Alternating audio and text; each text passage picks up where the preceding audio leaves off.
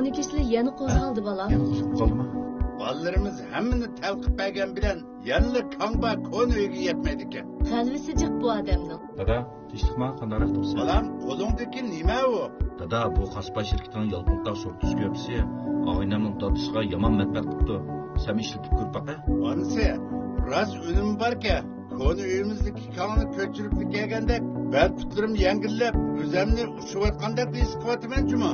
Cho'nglarga eng yaxshi sovg'at Yolqintoq sortus ko'rpisi.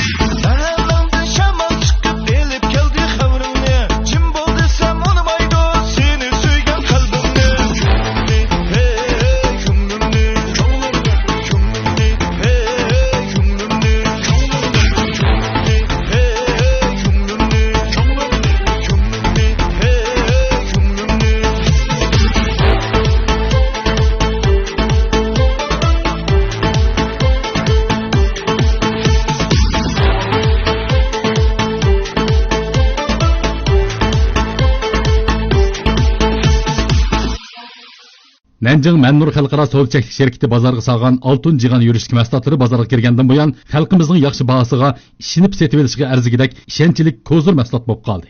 Mannur oltin jig'an yurishliklari Şinjanның har qaysi joylaridan vakolatchi hamkorlashuvchi chaqirdi. Xonim qizlarimizning to'g'ri tanlashi, Quyoshim xonim qizlar teri asrash yurishligi.